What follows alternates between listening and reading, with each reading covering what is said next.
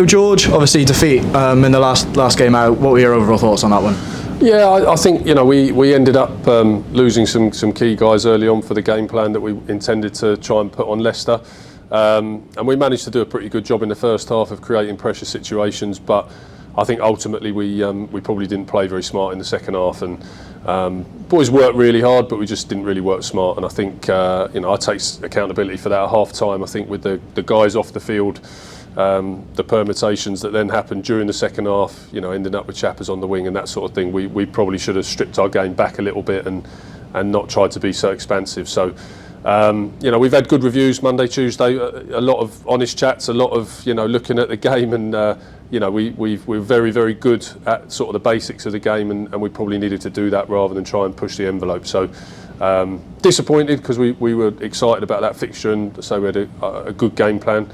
But we've got to adapt better in those sort of scenarios. And aside from the result as well, obviously a fantastic occasion for Ed. Yeah, it was. Yeah, and obviously we're disappointed not to win the first Slater Cup, but it was a very humbling moment. I thought at the end when the trophy was given and Ed spoke, and I thought all the supporters from both teams were brilliant. Actually, the way they sort of clapped and stayed round, and it's very, very emotional. And as you say, it's going to be good moving forward always to have that cup on the line.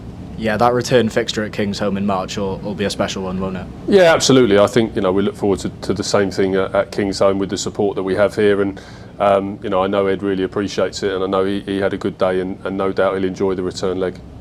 And moving on to this weekend then, Irish at home. What are your thoughts ahead of that one? Yeah, I mean, Irish, they've been on good form. They've lost games narrowly. They've lost 7 games, I think, by a score or whatever it is. And they showed real good character against Saracens last week to be the first team to beat them.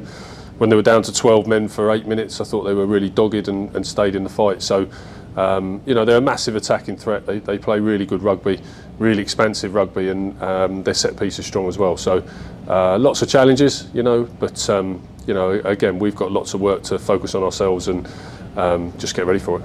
Yeah, and obviously you mentioned them being Saracens. With those 2 teams, the next 2 teams up for us, that adds a little bit extra, doesn't it? Yeah, I mean, it was good to watch them go at each other. Obviously we watch games for the teams we're building up a few weeks out. Slightly different teams, but in the way they approach things. But 2 very tough teams. We've got a tough fortnight ahead. But again, that's the enjoyment of the game. These tough games, you've got to prepare, and they come thick and fast. And there's always something going on in the background. And like I say, we lick our wounds and learn our lessons from Welford Road and just get ready for Irish. And the last game as well in 2022, so it'll be good to go out with a bang in front of the home supporters. Yeah, well, that's it, exactly. On New Year's Eve, it's literally the last day of the year, so it'd be nice to cap off 2022 with a good performance that we can be proud of.